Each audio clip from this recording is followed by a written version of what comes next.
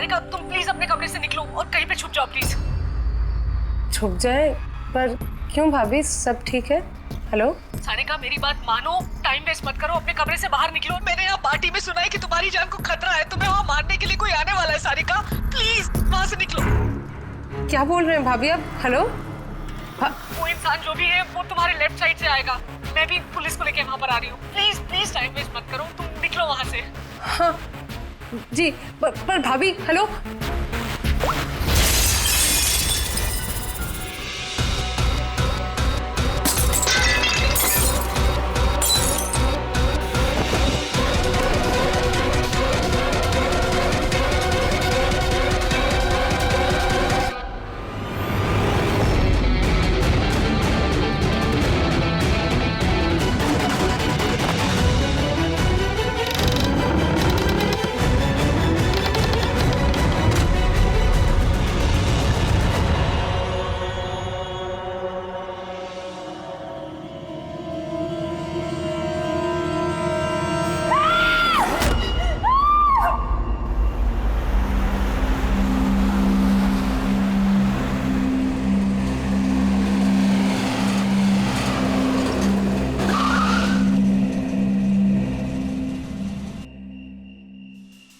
एक तो बिना बताए गायब हो गई और अब फोन भी नहीं उठा रही।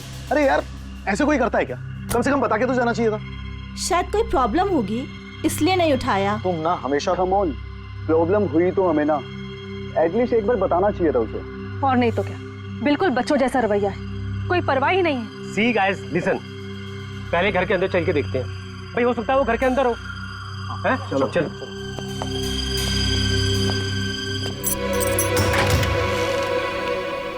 यहाँ इतना अंधेरा क्यों है? मैं लाइट चालू करता हूँ।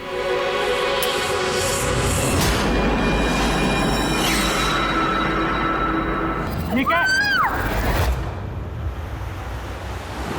सारिका, मुझे पहले से लग रहा था उस लड़की की जान को खतरा है। मुझे इस बात को लाइटली नहीं लेना चाहिए था। उन लोगों पे भरोसा ही नहीं करना चाहिए था। क्या परेशान क्यों हो रहे होते हैं? हो सकता है वो लड़की ठीक हो। तुम्हें मालूम नहीं अभिजीत, इस लड़की को एक ऐसी बीमारी है जिसकी वजह से हर वक्त उसकी जान खतरे में है। कोई कुछ भी कर सकता है उसके साथ और उसे पता भी नहीं चलेगा। पता नहीं चलेगा? सर वो कोमा में है? नहीं, कोमा नहीं, एक अजीब बीमारी है। मैंने भी इस बीमारी के बारे में पहले कभी नहीं सुना। सर, एक बीमार लड़की को उसके खानदान वाले मारना क्यों चाहते हैं? जितना मैं उन लोगों को पहचान सका हूँ, मुझे लगता है कि उन लोगों के इरादे कुछ सही नहीं है। सारिका से मैं अभी हाल ही में मिला। एक दिन मैं ऑफिस से जब घर जा रहा था,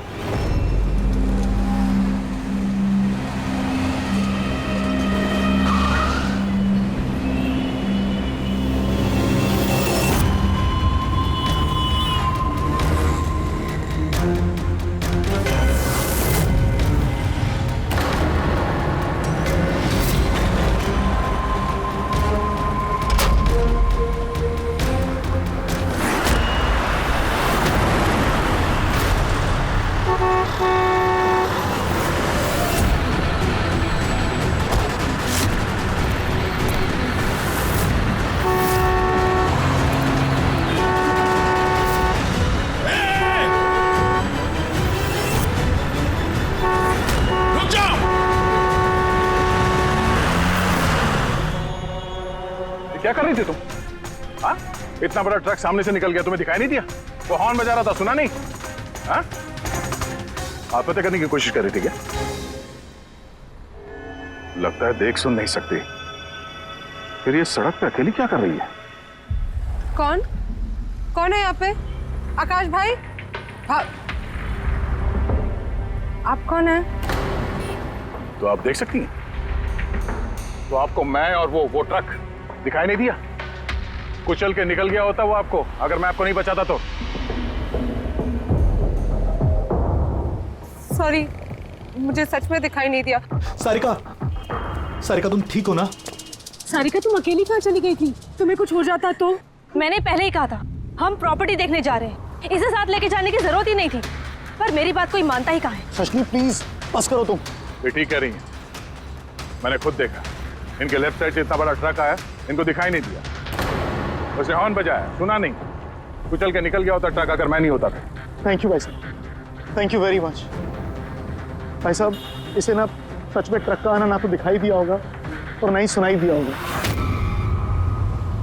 क्या मतलब?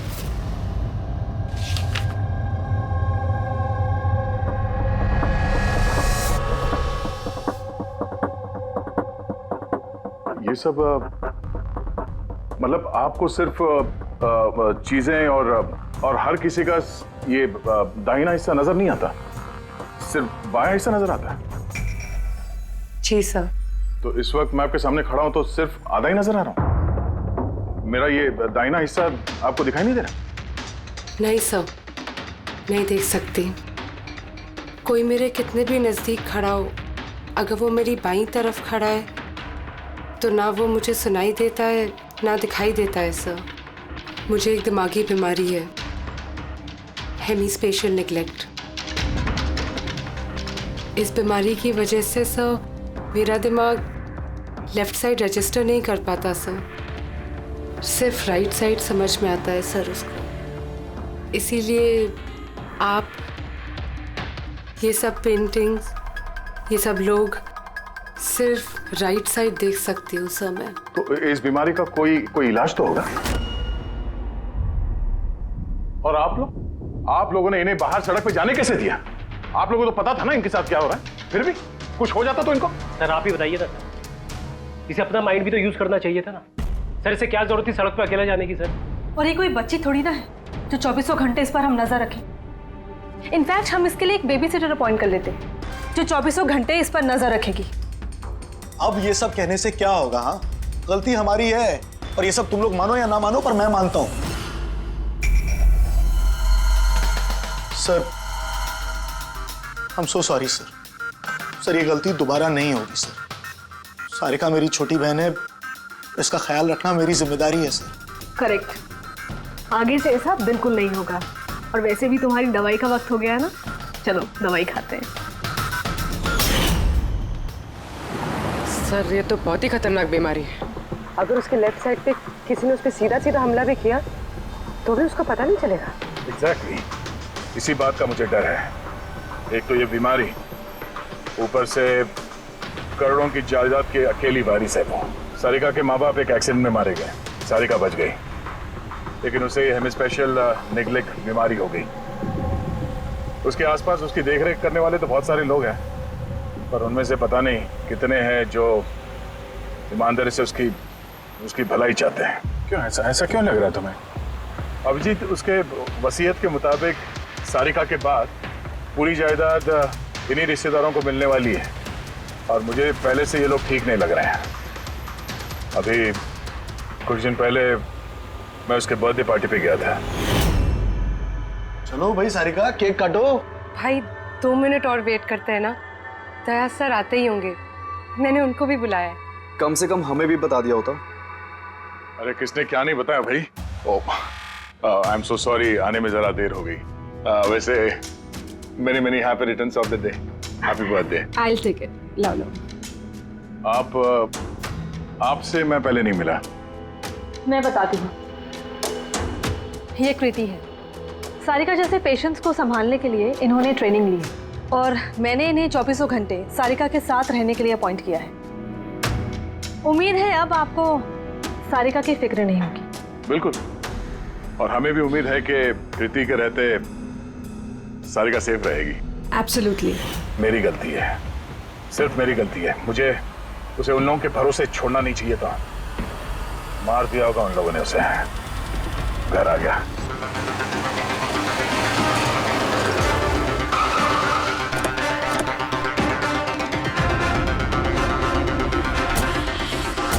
कहाँ है वो? हाँ, क्या किया तुम लोगों ने उसके साथ? सर हमें नहीं पता कि क्या हुआ है सर, और हमने तो कुछ भी नहीं किया सर। एक मिनट, हुआ क्या है यहाँ पे? सर ड्राइंग रूम की हालत देख के हम इतना डर गए कि सर हम अंदर गए ही नहीं। पहले ये बताओ सारिका कहाँ है? सर, हमें कुछ नहीं पता सर, हमने कुछ नहीं देखा सर। हम ये सब देख के इतना घबरा गए थे कि हमने सीधा आपको फोन कर दिया। ठीक है, हम देखते हैं। पंकज, इन सब के स्टेटमेंट रिकॉर्ड करो और किसी को अंदर मत आने देना। सारिका, सारिका, सारिका, एक आदमी का तो नहीं हो सकता।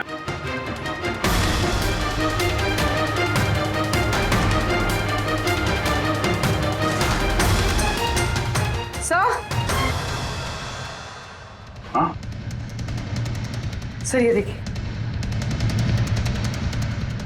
कोई लूट के इरादे से घुसा था, लेकिन पैसे लेके जा नहीं पाया। जिसने भी रोकने की कोशिश की उस पर हमला कर दिया। सर, लाश। सारिका?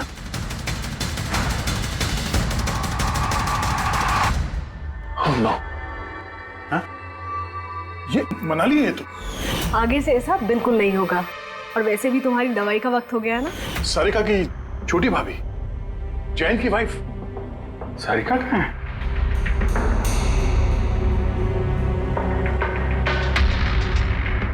ओह नो। ये कृति है। सारिका जैसे पेशेंट्स को संभालने के लिए इन्होंने ट्रेनिंग ली। ये तो कृति है। कृति? हाँ? जिंदा है। ये सारिका के कमरे के बाहर? सारिका! सारिका? रेडी? सारिका? सारिका?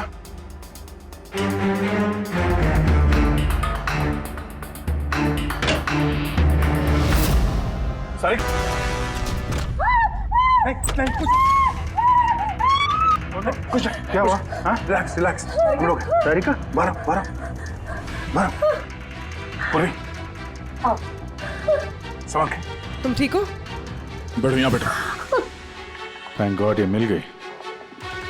तुम ठीक हो? सबको मार दिया, सबको मार दिया सर। एक मिनट। किसने किया ये सब? कौन था वो? हाँ सर। क्या हुआ था? सबको मार दिया सर। कौन मार दिया? किसने? हाँ? किसने मारा? मार दिया उसने। आई थिंक इसको भी जल्दी से हॉस्पिटल पहुंचाना चाहिए। इसकी हालत ठीक नहीं है। वही ठीक है, लगता है सदमे में है। पूर्वी उठाओ इसे, उठो। यहाँ पर।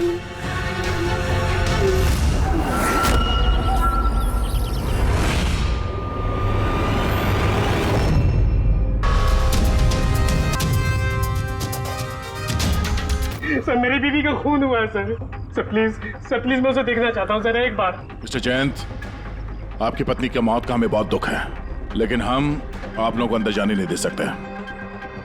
3 लोगों पे हमला हुआ है, एक की मौत हुई है, एक जख्मी है, एक सदमे में, और आप लोग कह रहे हैं कि आप लोगों को कुछ नहीं पता।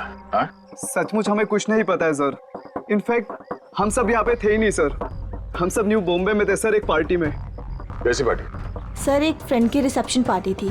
तो आप सब वहां गए थे तो मनाली वो घर में क्यों थी? सर मनाली भी हमारे साथ ही थी। घर पर सिर्फ सारिका और कृति थे, क्योंकि सर सारिका की तबीयत खराब थी। लेकिन सर बीच पार्टी में से मनाली अचानक गायब कैसे हो गई, हमें भी कोई आइडिया नहीं है सर। सर? हाँ पूर्वी।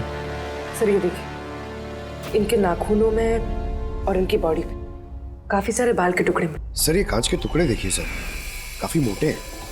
ऐसा लग रहा है कि किसी के चश्मे का है।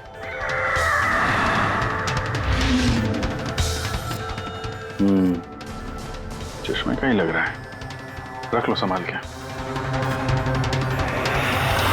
ये घसीटने के निशान के साथ खून की बूंदें।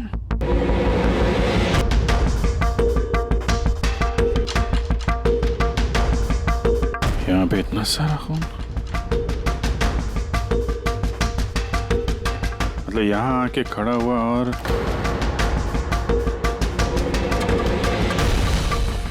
बाइक का निशान।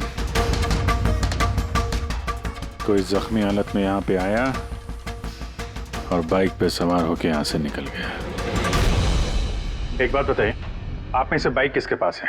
बाइक नहीं सर, बाइक तो किसी के पास नहीं है। हम सबके पास खुद की पर्सनल कार्स है सर।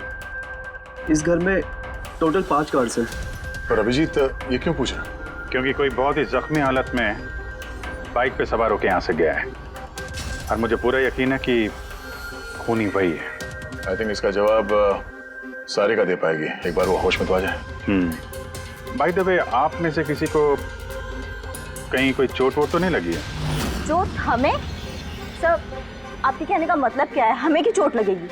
आप हम पर शक कर रहे हैं? जब तक ये केस सॉल्व नहीं हो जाता हम सब पे शक करते हैं, और अगर आप लोग हमारे साथ कोऑपरेट नहीं करेंगे तो हमारा शक और बढ़ जाएगा। हाँ? इसलिए प्लीज कोऑपरेट।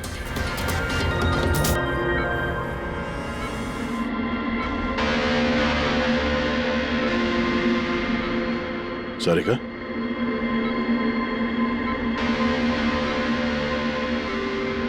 सारिका आप ठीक हो? अभिजीत, सारिका दया सर, तुम ठीक हो? सब मनाली भाभी और कृति सर। कृति ठीक है, पर मनाली, उसकी मौत हो गई। संभाल के कृति।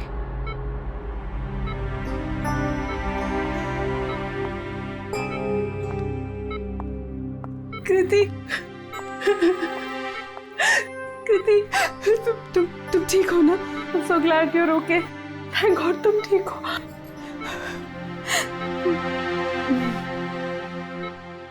सारिका, कल एग्जैक्टली क्या हुआ था आप बता सकती हैं?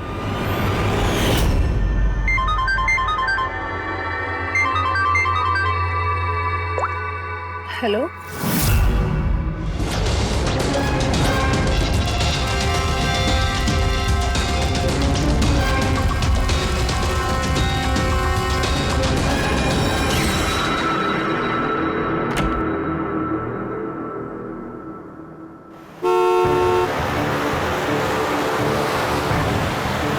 भाभी,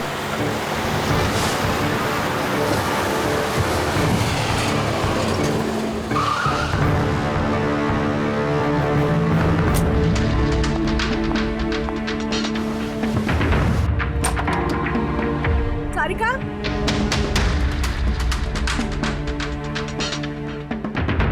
सारिका, सारिका कहाँ हो? भाभी, सारिका, सारिका,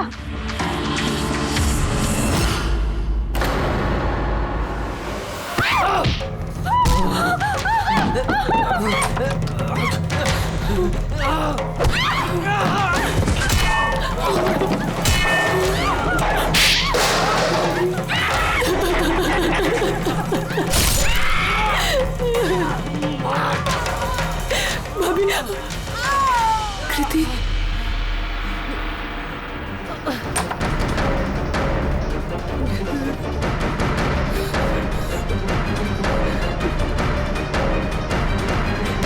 कृति, कृति, कृति। तो तुमने इनका दरवाजा खटखटाया, तो कृति आपने क्या देखा? आप पे हमला कैसे हुआ? सारिका के जोर जोर से चिल्लाने की आवाजें आई। मैं तुरंत कमरे से बाहर गई। कृति, कृति, कृति संभल के, वो खूनी अभी घर में ही है। खूनी? सारिका, तुमने उसको देखा जिसने कृति पे हमला किया था? जी सर, मैंने देखा था। सारिका, सारिका, कृति, कृति, सारिका, उस वक्त वहां पे जो कुछ भी तुमने देखा उसे तुम एक पेपर पे ड्रॉ कर सकती हो? जी सर। जब मैंने उसे मनाली भाभी के पीछे देखा सर, तो घर में बहुत अंधेरा था। मुझे सिर्फ उसके चेहरे की एक झलक दिखाई दी। जब मैंने उसे फिर से देखा तो मुझे सिर्फ हाथ दिखाई दिया। कृति मेरी तरफ आ रही थी और उसके पीछे से एक हाथ आया। उस हाथ ने उस पर हमला किया। उसने रेनकोट पहना हुआ था और ग्लव्स और एक बड़ी सी चमकीली सी घड़ी। ये बिल्कुल वैसा हूबहू है जैसा मुझे दिखाई दिया।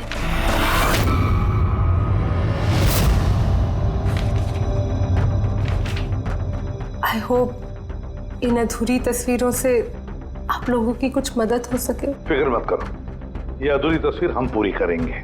रेडी?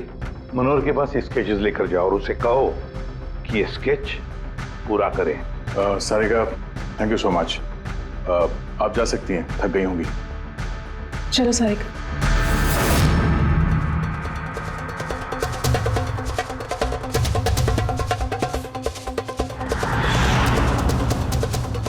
इस आदमी को पहले तो कभी नहीं देखा सर। हो सकता है सिर्फ इसी काम के लिए हायर किया गया। और ऐन वक्त आके मनाली ने इसका खेल बिगाड़ दिया। ध्यान से देखो इस स्केच को। ये उस आदमी का स्केच है जिसने मनाली का खून किया। क्या आपने इसे कभी देखा है? मुझे समझ नहीं आ रहा कि हम पे शक क्यों किया जा रहा है। एग्जैक्टली हम सब सारिका के अपने हैं और अगर आज हम अपना बिजनेस वगैरह छोड़कर यहाँ आए हैं तो सिर्फ सारिका के लिए, और आपको लगता है कि हम उसे मारना चाहते हैं। सर जिसकी जान गई वो मेरी बीवी थी सर, और सारिका मेरी बहन की तरह। सर मैं बहुत छोटा सा था जब मेरे मॉम डैड गुजर गए थे। मुझे सारिका के मॉम डैड ने ही पाल पोस कर बड़ा किया है सर। मैं आज जो कुछ भी हूं सिर्फ उन दोनों की वजह से हूं। और सर मैं सारिका को अपनी जान से भी ज्यादा प्यार करता हूं। एग्जैक्टली एक तो हमने उसके लिए नर्स भी रखी और आप सब लोग हम ही पे शक कर रहे हैं। हाँ, शक कर रहे हैं तुम सब पे। मैंने अपनी आंखों से देखा कितना लगाव है आप लोगों को उससे। आप सब लोग अच्छी तरह से जानते हैं अगर उस बेचारे को कुछ हुआ तो उसकी अरबों की जायदाद तुम सब लोगों के हिस्से बटेगी।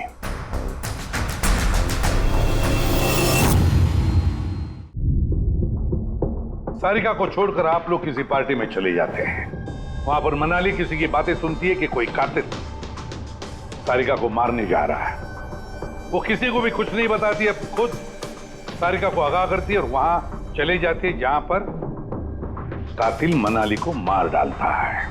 और अगर उसने पार्टी में ही ये बात सुनी तो आप में से भी कोई हो सकता है ना? नहीं? ठीक है, जा सकते हो तुम लोग, लेकिन एक बात अच्छी तरह से याद रखना, हमारी कड़ी नजर है तुम लोगों पर। अभिजीत, दया, इस सारिका ने बताया कि मनाली ने उसे फोन किया था कि वो पुलिस लेकर उसके घर पहुंच रही है। एग्जैक्टली सर, पर उसने ना हमें कांटेक्ट किया ना ही पुलिस को बुलाया। हो सकता है कोई उसका पीछा कर रहा हो, इसलिए वो डरी हुई हो। एक काम करते हैं पंकज, पूर्वी, उस पार्टी में जितने भी लोग आए थे उन सबके नाम और सेल नंबर्स निकाल दो और पता लगा उस रात मनाली के घर के आसपास उनमें से किसका फोन एक्टिव था। सर। हाँ सर, उस रात वहां 250 लोग थे, लेकिन सर एक नंबर है ईशान। उस रात वो पार्टी में था और वहां से सारिका के घर की तरफ निकला जब मनाली पार्टी छोड़ के गई थी। फोन वहीं बंद हो गया सारिका के घर पे। सर एक और काफी अजीब बात है, मनाली का फोन उस रात सारिका विला गया ही नहीं, बल्कि वहां से सीधा बांद्रा गया, कोहात ग्राउंड्स, और उसके बाद से स्विच ऑफ है। मनाली का सेलफोन तो उसके पास ही था क्राइम सीन पे।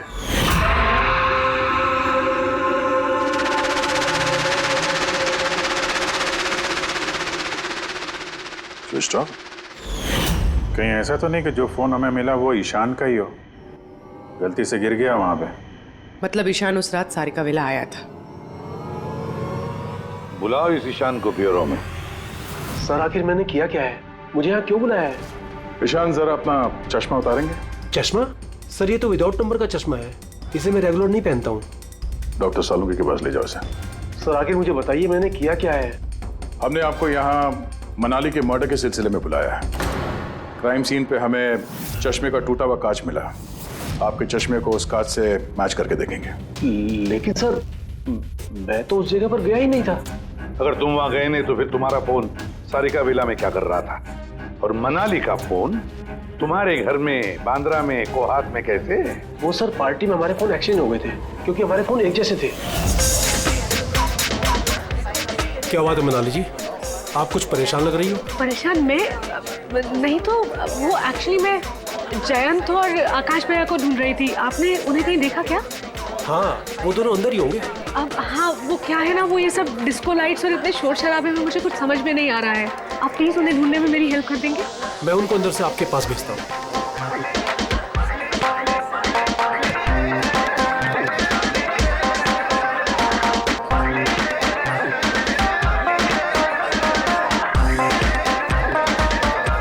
मनाली?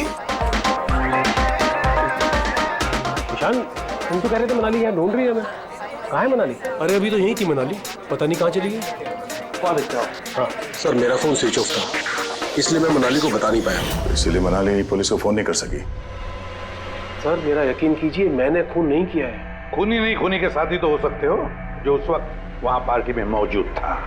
तूने पार्टी में मनाली की सारी बातें सुन ली और जैसे मनाली सारिका के घर गई तुमने मनाली का पीछा किया। किसी भी जरिए तूने मनाली का फोन बांद्रा में कोहात में भेज दिया और वहां पर मिले चश्मे के कांच के टुकड़े हमें शक है वो तुम्हारे हैं, तुम्हारे चश्मे के। वो रिपोर्ट तो हमें मिल ही जाएगा हमारे फोरेंसिक लैब से। ईशान, ईशान, सिर्फ ईशान के पास कोई वजह नहीं है, बाकी सभी लोगों के पास कोई ना कोई वजह है सारिका को मारने की। दिया और अभय, इन दोनों को तो पैसों की सख्त जरूरत थी, तो हो सकता है इन दोनों ने किया हो। लेकिन और तो और इन सब के पास एलिबाई है कि वो रिसेप्शन के पार्टी में थे। सर ये सब उस रिसेप्शन पार्टी में मौजूद थे, लेकिन किसी एक ने खूनी को फोन पे सारिका विला जाने के लिए कहा लेफ्ट से, ताकि सारिका को कुछ पता न चले। फिर सारिका को मारे, कृति को मारे और इस सब को लूट की शक्ल देख के वहां से निकल जाए। लेकिन ये सब मनाली ने सुना और वो सारिका को बचाने के लिए वहां बंगलों में आई, लेकिन अपनी जान गंवा बैठी। लेकिन मरने से पहले उसने खूनी को घायल कर दिया। खूनी जाते जाते कृति पे हमला करता है, लूट का माल और सारिका को वहीं छोड़ के बाइक पे सवार होकर वहां से निकल जाता है। एक बार, सिर्फ एक बार इस खूनी के बारे में कुछ भी पता चल जाए ना, कुछ भी, तो समझ लो ये मास्टरमाइंड हमारे हाथ में है। सर खूनी के बाइक के टायर के निशान, आसपास पड़े हुए खून के धब्बे सब चेक किए सर, लेकिन कुछ पता नहीं चला। सर लगता है कि खूनी का कोई पास रिकॉर्ड नहीं है सर। तो इसका मतलब है ये खूनी कोई पेशेवर मुजरिम नहीं है। सर मनाली के नाखूनों से और कपड़ों से जो बाल मिले हैं, साड़ों के सर उनका टेस्ट कर रहे हैं, शायद कुछ पता चल जाए।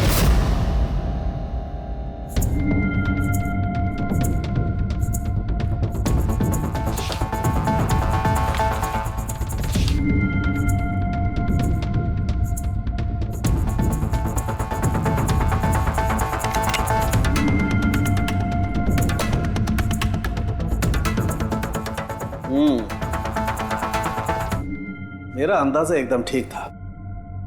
अब सिर्फ डीएनए रिपोर्ट का इंतजार करते हैं। हाँ समझे बॉस, एक बात पक्की है कि ईशान खूनी नहीं है, क्योंकि क्राइम स्पॉट से ये जो चश्मे के लेंस के टूटे हुए टुकड़े मिले हैं, ये ईशान के चश्मे से मैच नहीं करते। एक तो ईशान के चश्मे का पावर 0 है और दूसरा ये ईशान का जो चश्मा है इसके लेंसेज एकदम नॉर्मल है, जबकि ये लेंस फोटोक्रोमेटिक, मतलब रोशनी के साथ रंग बदलने वाला। अच्छा, वो जो खून मिला था बाइक के टायर मार्क्स के पास, वो खूनी का है? हाँ, वो खून खूनी का ही है, जिसकी उम्र 25 से 30 साल के बीच की है। और मनाली के नाखून में जो बाल मिला था वो तो खूनी का ही है ना? हाँ दे बस, हाथापाई के दौरान बाल जड़ से उखड़ जाते हैं, जबकि ये जो बाल है ये उखड़े नहीं है, ये काटे गए। और ये देखिए स्क्रीन पे जितने भी बाल हैं सब अलग अलग तरीके के। कोई बाल सीधे हैं, कोई घुंघराले हैं, और इनके कलर्स देखो, हर बाल का कलर अलग अलग है। कोई काला है, कोई ब्राउन है, कोई डार्क ब्राउन है और कोई गोल्डन भी है। ये बाल किसी एक आदमी के हो ही नहीं सकते। अलग अलग लोगों के बाल? हाँ दे, इन बालों में हमें अलग अलग किस्म के केमिकल्स भी मिले, जैसे कि केराटिन, सिस्टाइन और भी बहुत कुछ। मुझे नहीं लगता है कि ये बाल किसी एक ही आदमी के सर के बाल। Hello, oh good, very good, thank you very much, good news, bye.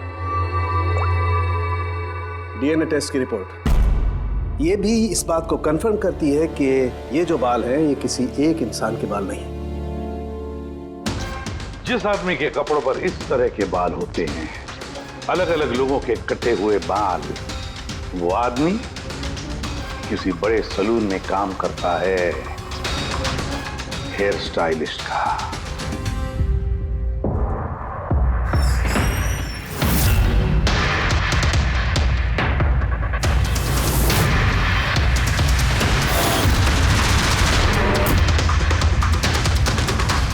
Sir ये तो विमल है, हमारे स्पा का स्टार हेयर स्टाइलिश।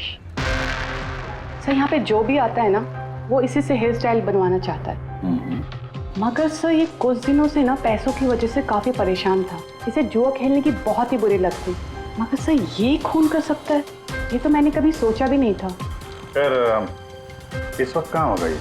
सर इस वक्त कहाँ मिलेगा ये मुझे नहीं पता, मगर ये 2-3 दिन से आ भी नहीं रहा है यहाँ, और ना ही ये हमारा फ़ोन उठा रहा है। सर आप इसको फ़ोन नंबर और एड्रेस दीजिए ना। जी सर, मैं लेके आती हूँ।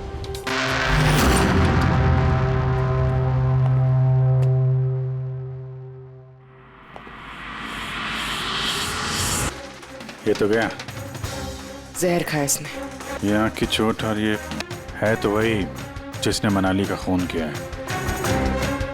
देखो कुछ मिलता है क्या?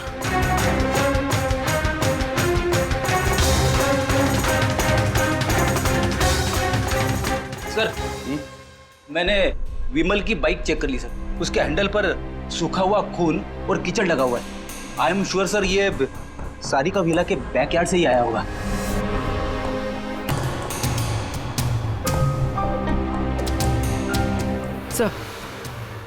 सर ये टूटा हुआ चश्मा और ये रेनकोट मिला है। रेनकोट पे खून लगा हुआ है।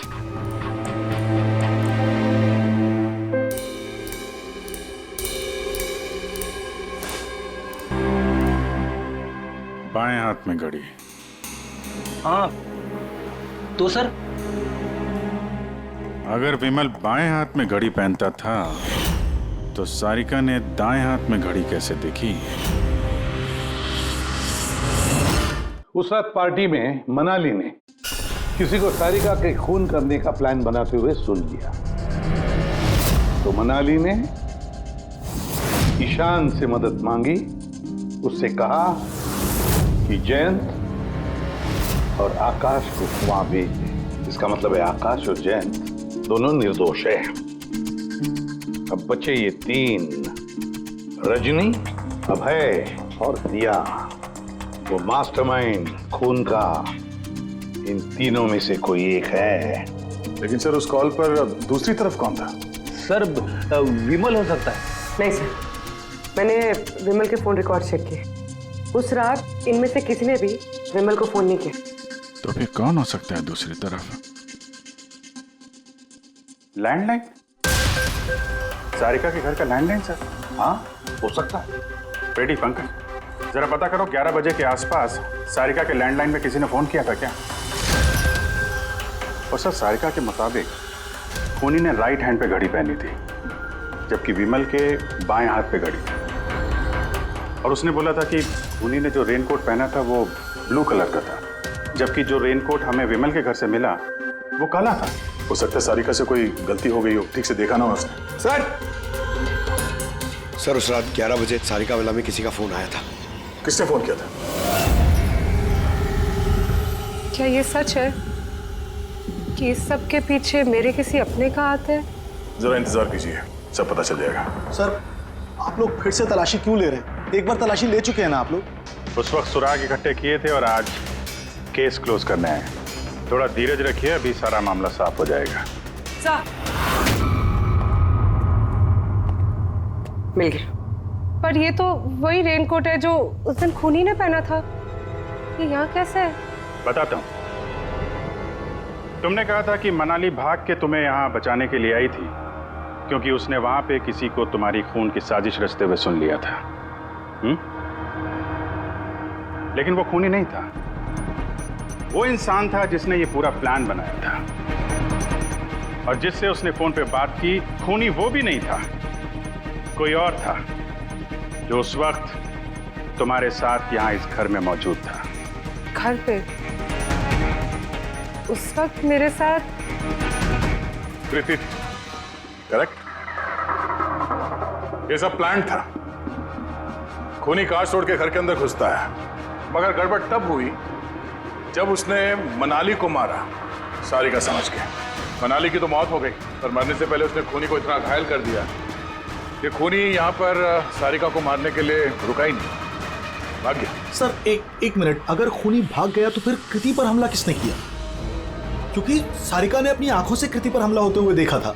हाँ मैंने देखा था, वो हाथ आया और उसने कृति पे हमला किया। हमला तो हुआ है, मगर किया किसने?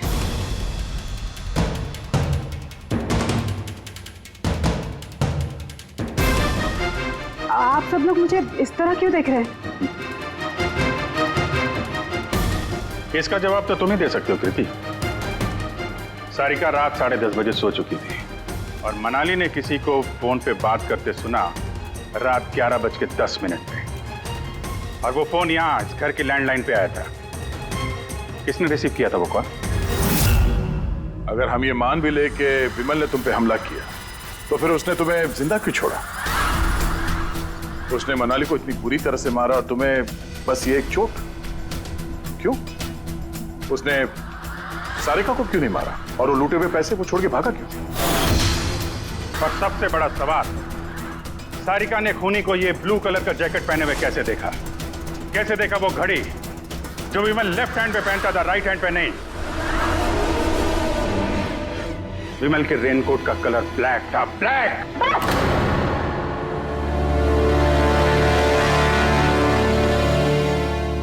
सही पहचाना आप लोगों ने। वो हमला मैंने खुद किया था।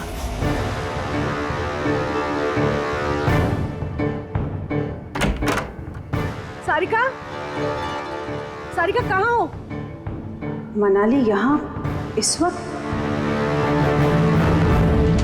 सारिका,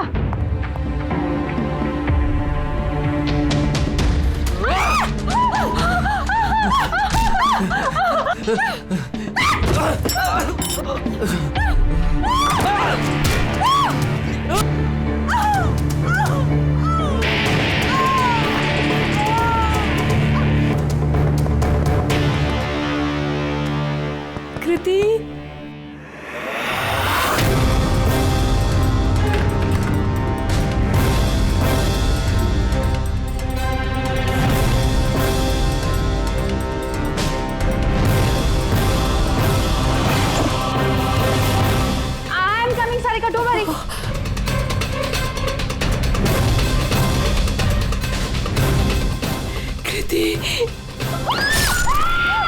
क्योंकि मैं नहीं चाहती थी कि किसी को मुझ पे शक हो। अब जब तुमने इतना सब कुछ बता दिया तो उस मास्टरमाइंड का नाम भी बता दो। हाँ?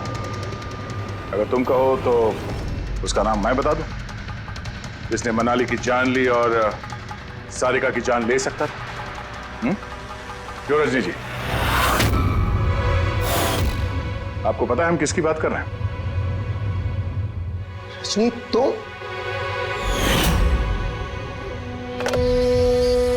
हेलो, किलर शार्प 11:30 बजे पहुंच जाएगा। सारिका का काम तमाम किसी भी कीमत पर हो जाना चाहिए। वो मेरा बाकी का पैसा, तुम्हें तुम्हारे पैसे मिल जाएंगे। ओके।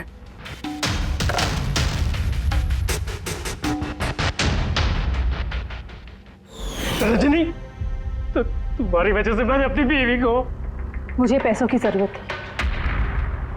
सारिका की बेबी सिटिंग करते करते मैं थक चुकी थी, और ये सब तुम्हारी वजह से था आकाश। तुम्हारी वजह से हम सब सारिका की आया बने हुए थे। मुझे अपनी जिंदगी जीनी थी पहले की तरह, इसलिए मैंने प्लान किया और कृति को वहां से घर ले आई। पार्टी में जाना भी पहले से ही तय था, ताकि मुझे वक्त मिल सके प्लान करने का। सब कुछ अच्छा चल रहा था, बस विमल के मामले में थोड़ी सी गलती हो गई, वरना इतना सब कुछ होने के बाद भी तुम लोगों को जरा भी पछतावा नहीं, बल्कि अपने शातिर दिमाग पे घमंड है। बहुत टाइम मिलेगा तुम्हें अपने प्लान में गलतियां ढूंढने का, क्योंकि अब बची हुई जिंदगी तुम लोगों को जेल के सलाखों के पीछे ही काटनी होगी।